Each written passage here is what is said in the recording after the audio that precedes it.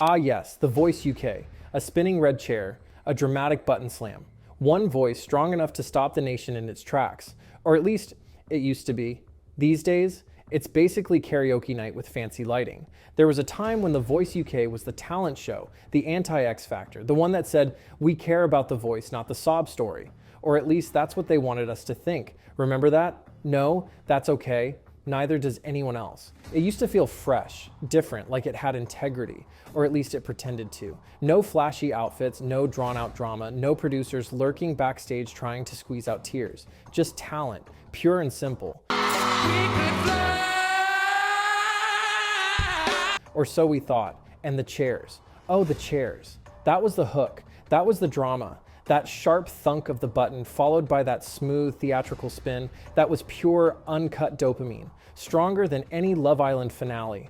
But fast forward 10 years and The Voice UK, it feels like a microwaved leftover from the golden age of talent shows. The vibe, Office the magic, gone. The chair spin, predictable. The stakes, basically zero. Once a cultural event. Now, just background noise while you fold laundry. The Voice UK launched in 2012, a time when we still believed in things, especially the idea that talent could be judged fairly, without bias. It appealed to a deep, almost idealistic desire for meritocracy, that if your voice was good enough, it didn't matter what you looked like, how old you were, or where you came from. YouTube wasn't fully poisoned by prank channels, Netflix was mailing DVDs, and people still tuned into TV like live. BBC One brought it over from the Netherlands, where the original format, The Voice of Holland, had already made waves by reinventing the tired talent show formula and proving that blind auditions could actually work, because nothing says British TV like a Dutch import, and it felt like the antidote to Simon Cowell's manipulative talent show factory. Coaches included actual legends, Sir Tom Jones, Jessie J, will.i.am, and Danny O'Donoghue. Okay, 3 legends and a guy from the script, but the chemistry worked, the premise worked. You had blind auditions, a strict focus on vocals, and no one judging based on looks, age, or backstory. A fair playing field. Revolutionary, and audiences ate it up. Peak viewership. Over 10 million viewers tuned into the premiere episode on BBC One. That's right, Zintermillion people watched this show on purpose. But like any British TV moment, it didn't take long before we did what we do best. Ruin a good thing with overexposure, under-delivery, and the occasional scheduling disaster. There were iconic moments. Jessie J harmonizing live with a contestant. Rolling, rolling, rolling, rolling, Monday like a pimp. Sir Tom Jones name-dropping Elvis casually. Viewers genuinely rooting for people based on their talent. What a concept. It felt intimate. It felt like watching lightning in a bottle.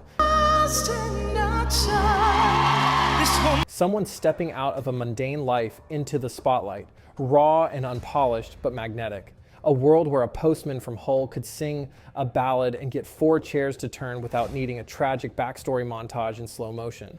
So when did it start falling apart? Well, it depends who you ask.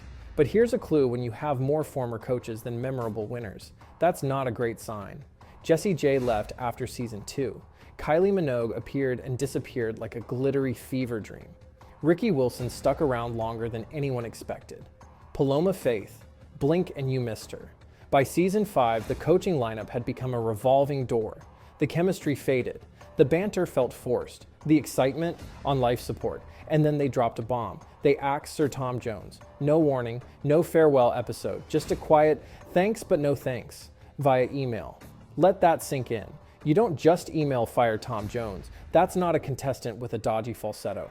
That's Sir Tom. The man has sung with Elvis, Aretha, and literally has a knighthood for services to music. Fans were furious. Tom was blindsided. He later said he felt shocked and disappointed, which is polite Welsh for "I'm ready to burn the building down."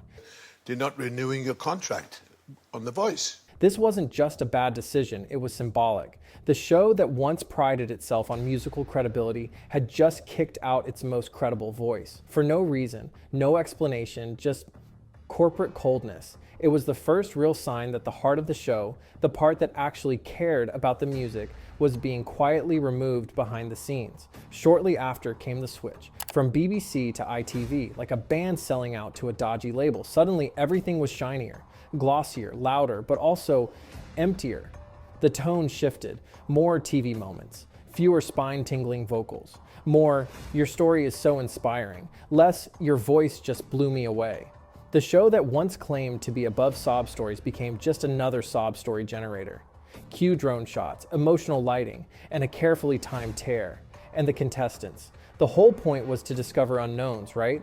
But by season 8, many of them already had managers, agents, and 30,000 followers on TikTok. How exactly is that undiscovered? It went from, we found this incredible voice in a pub in Leeds to, this is Amelia. She almost got signed by Universal, but then got ghosted by a label exec. And the winners, you remember them, right? No? Exactly. Like Kevin Sim, winner of season 5. Former Liberty X member, won the whole thing, got a record deal. And then crickets. It's not that they're not talented, it's that the show didn't know what to do with them after the confetti fell. Try naming 3. Seriously, I'll wait. Still waiting. Because they vanish. Into the reality show. Abyss. A contract. A half-hearted single. And then radio silence. Imagine winning a national talent show and your biggest post-show gig is singing covers at a shopping center opening in Slough. That's not a career. That's a punchline. The format became a loop. Audition, chair spin, battle round, bland final, disappear. Rinse, repeat. Meanwhile, the coaches became the actual stars. Whole episodes revolved around their jokes, performances, and emotional anecdotes. The show shifted focus entirely. It wasn't about the singers anymore. It was about the coaches pressing buttons. The irony? Delicious. By this point, the contestants were barely the main event. It was about Ollie Murs' cheeky one-liners, will.i.am's soundboard impersonations, and Tom Jones casually name-dropping music royalty. Talent show or celebrity hangout? Hard to tell. The contestants, just there to keep the seats warm. So, what was the moment we all knew The Voice UK was past saving? This is the core question of everything that follows, because behind every downfall, there's always that one moment. Simple. The moment no one cared who won anymore. Not the audience. Not the producers, not even the winners. Back in 2021, season 10 wrapped with yet another promising talent, Craig Eddy, the full package. Oh my gosh! Emotion, skill, a compelling story, arc, and yet his win barely made a ripple. No trending hashtags, no viral clips, not even a sarcastic meme roundup. In an online ecosystem where a raccoon making smoothies racks up more views than a national singing champion, you don't need a musicologist to tell you, this show's done. That's not just a glitch in the algorithm, that's a symptom of decay. The pivot toward celebrity coaching for clout was in full swing. Anne-Marie's arrival in season 10. That wasn't a nod to vocal coaching excellence. That was a marketing decision with glitter on top. A TikTok-compatible face for a TikTok-optimized format. Let's be clear. This wasn't about her. By season 10, casting for clicks had replaced casting for credibility. Every new coach felt less like a music mentor and more like a sponsored partnership. Anne-Marie's role, the ultimate synergy hire. They once fired Sir Tom Jones over email. Now they're onboarding brand deals in human form. Progress, a move less about elevating voices and more about boosting Spotify streams. It felt like a rebrand, a talent show reskinned as a scroll-friendly content machine, because nothing screams vocal integrity. Like, we need someone Gen Z might recognize from their gym playlist. What started as a talent show had now rebranded into a social media campaign in disguise, a platform built to chase virality, not develop artistry. And slowly, it spiraled into parody. Coaches hitting buttons just to look busy.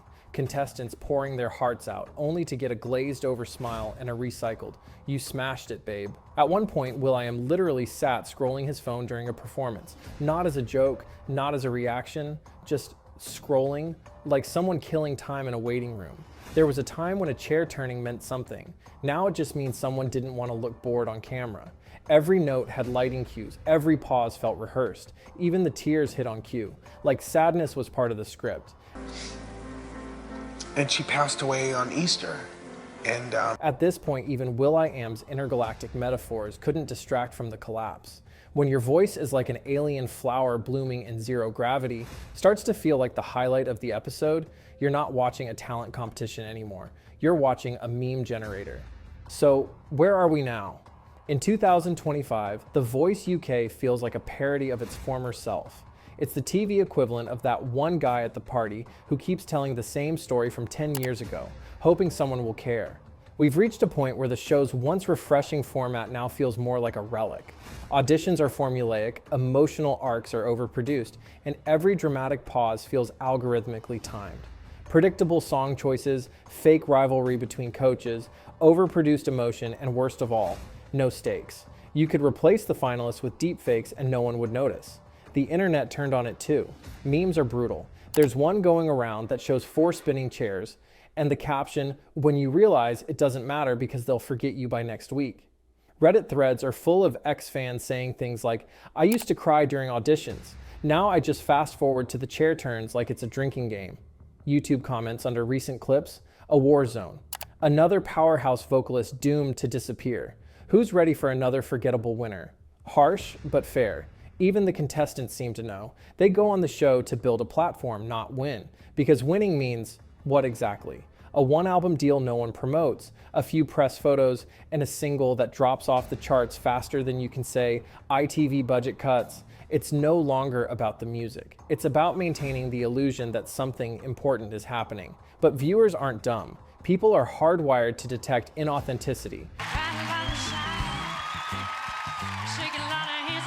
And once they feel emotionally manipulated, they disengage. They've seen behind the curtain. They know the chairs don't mean anything anymore.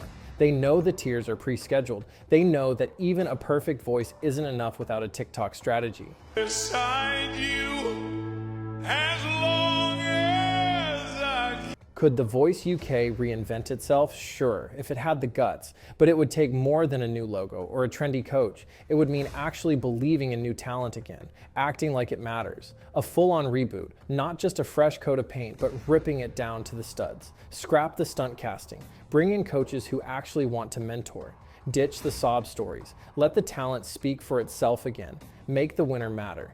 Give them a record deal with a label that invests in their career, not just a press release and a shrug. But will that happen? Probably not, because reinvention is risky, and it's easier, safer, to let the show quietly fade into irrelevance while milking the format for whatever ad revenues still dripping out. The Voice UK started as a revolution, a rebellion against the tired tropes of talent TV. Now it is the trope. Back in 2012, it gave people hope. A voice could change your life. A single spin of a chair could rewrite your future. But in 2025, a chair spin is just that, a chair spin. And that might be the saddest note of all. So what happened to The Voice UK? Once a platform for dreams, it's now just background noise in the playlist of TV history. If you made it this far without spinning your own chair in frustration, hey, maybe you should be the next coach. Smash that subscribe button, drop a like, and tell us in the comments, which talent show should we break down next? Because if we're going down this rabbit hole, we might as well bring popcorn.